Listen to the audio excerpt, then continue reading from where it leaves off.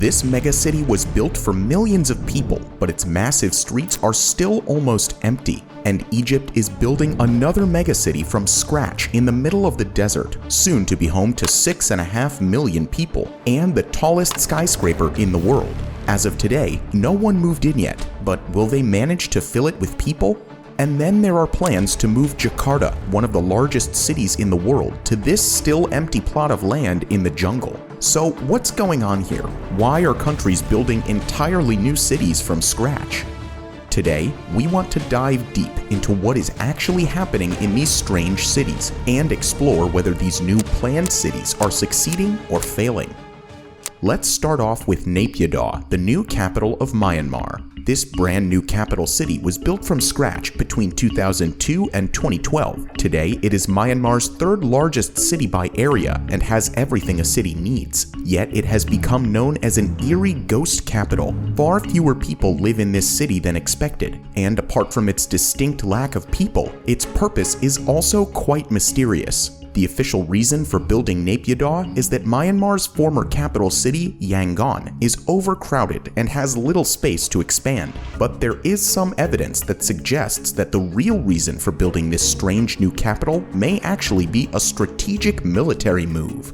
For example, the construction of the city was kept a secret for a long time, while about 25 construction companies quietly built the city for roughly $5 billion. Then suddenly, in 2005, the government announced that it would move its headquarters 320 kilometers away from Yangon to this new city that barely anyone had even heard about. But there's more. The location of the city is very remote with poor access to the sea, which makes it difficult for any enemies to invade the capital. Also, the road system is strangely laid out in a very inconvenient way, which makes it difficult to get from one part of the city to another. There's also a 20-lane highway, large enough to serve as a runway for aircraft. But this strategic move may not only be for defensive purposes. In the past, the surrounding regions of Naypyidaw were difficult for the government to control, so the location of this new capital is supposed to improve the government's control over these central areas. Overall, Naypyidaw seems to be the strangest capital city in the world. Although the population is now growing by about 6% annually, the total population today is still only around 750,000 people. This number is far below the 9 million people that the government had originally planned for Naypyidaw.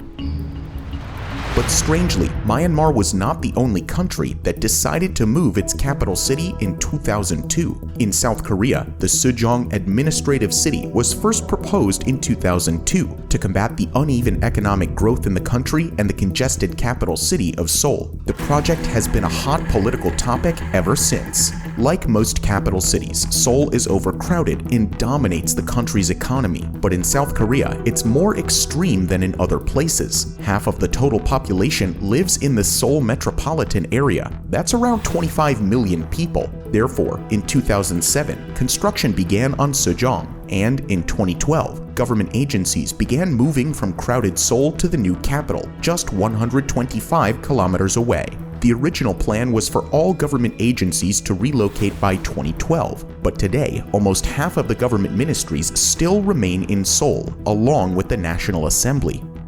Sejong has been designed with everything a self-sufficient city needs, with lots of green spaces and ample provision for electric vehicles. The city also features smart tech, such as interactive digital signage and automated rubbish and food waste collection. But strangely, many people still prefer to take a 4-hour drive to their workplace in Seoul rather than move to Sejong. Many people have pointed out that Sejong is having insufficient transportation links and services to draw people away from Seoul. And despite its futuristic concept for high-end housing with generous green spaces, Sejong is criticized for promoting car dependency and a lack of community spirit. But Sejong may only be getting started. Currently, about 400,000 people live in Sejong, which is nothing compared to Greater Seoul's population of 25 million. But as Seoul's pollution, overcrowding, rising real estate prices, and heavy traffic continue, families are beginning to look outside Seoul for better conditions. As construction on Sejong progresses, more institutions and businesses are also relocating to the future capital. And when Sejong officially becomes the capital of South Korea in 2030, the population is expected to reach 500,000 people. From there, the city is then expected to develop organically. However, only time will tell whether all government functions can be moved to Sejong during the next 7 years, and whether the city can fulfill its big vision.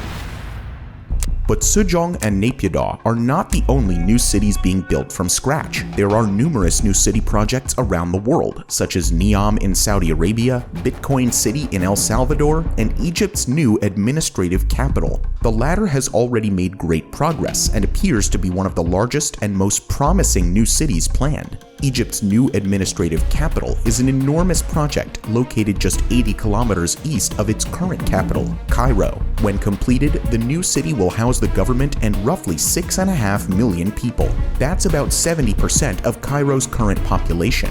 Although the new city remains virtually empty today, the first people are expected to move in this year. Nevertheless, the new capital is still missing a proper name. Therefore, the Egyptian government has even announced a competition to come up with a name and logo for the new administrative capital. But why is Egypt even building this massive city? To answer that, we just have to take a quick look at Cairo. Cairo is currently home to nearly 10 million people, with the Greater Cairo region boasting a population of over 21 million people. And this number is expected to grow drastically to 38 million by 2050. Therefore, in 2014, the newly elected president Abdel Fattah el-Sisi proposed this massive megaproject to alleviate the increasing traffic congestion and overpopulation in Cairo. At the moment, it's well into construction, with the visible completion of government, residential, and commercial buildings. Even during the pandemic, the government gave assurances that the pace of construction had not been affected and that the project was on schedule. As of now, the government district is already 98% complete, and the first government departments are ready to move into the new city and operate entirely from there in 2023. Egypt's new administrative capital will feature an international airport, a stadium and leisure district, a monorail to Cairo, and impressive mosques and churches. In addition, the city is home to the iconic tower, which has now reached its full height, making it the tallest skyscraper in Africa. But if all goes according to plan, the iconic tower will not keep this title for long. Egypt plans to start construction of a much taller skyscraper in their new capital city this year.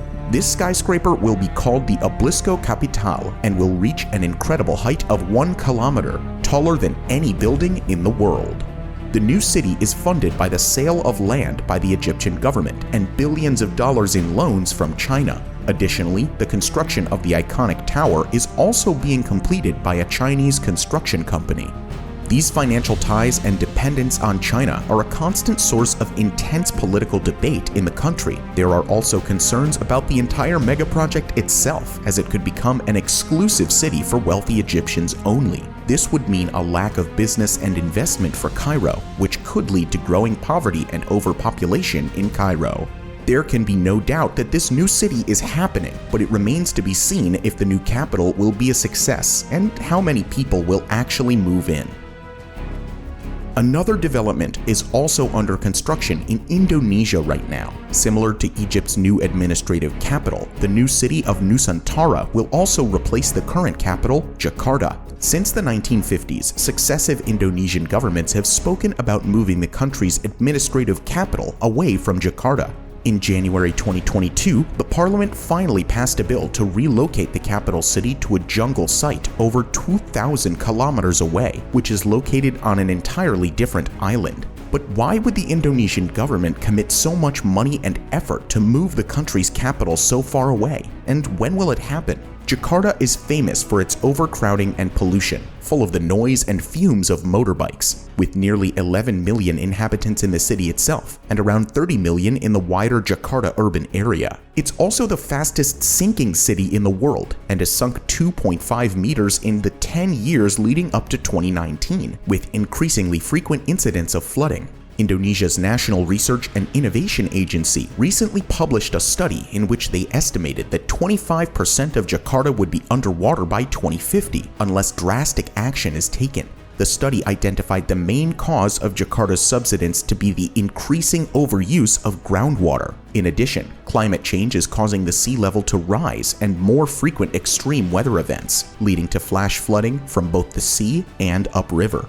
A mosque and a few houses have already been lost to the sea, despite the ongoing construction of a 47-kilometer seawall along the sinking shoreline. Jakarta's desperate situation is the main reason for the Indonesian government to build a completely new capital on the island of Borneo. Flying over the jungles of Borneo today, you can see that the first phases of construction are already underway. Roads, access routes, and the sites of the main government buildings have already been cleared of trees. This new city will be called Nusantara, and it will be built on a 2,500 square kilometer site, roughly 3 times the size of New York City, most of which is currently rainforest. There are multiple reasons to locate Nusantara here. Borneo is more geographically central and culturally representative of Indonesia than Jakarta on the island of Java. It's hoped that Nusantara's construction will relieve Jakarta's overcrowding while enhancing economic growth in Borneo and throughout Indonesia. On top of that, Borneo experiences a much lower incidence rate of natural disasters compared to low-lying Java and other islands that suffer from flooding, earthquakes, and volcanic eruptions. The new city will be built in 5 stages. Stage 1 began with a ceremonial spade of the earth in August 2022, and Stage 5 is scheduled for completion in 2045, when the population of Nusantara is supposed to reach 2 million people. Current estimates are that the project will cost $32 billion, 40% of which will be private investment from Indonesian and international companies. The aim is for the government to move to Nusantara in 2024, though this now looks unlikely from the progress on site. A Japanese government delegation recently visited the site and later removed their investment, so the Indonesian government is now looking to wealthy nations in the Middle East, such as Saudi Arabia and the United Arab Emirates. Just as in Egypt, China is also likely to play a big role in the construction of Nusantara. As with Naypyidaw, Sejong, and Egypt's new capital, only time will tell if Nusantara will ever be finished and if it will become a success with millions of people moving in. What do you think about building these new megacities from scratch? Would you want to live in one of them? Let us know in the comments below.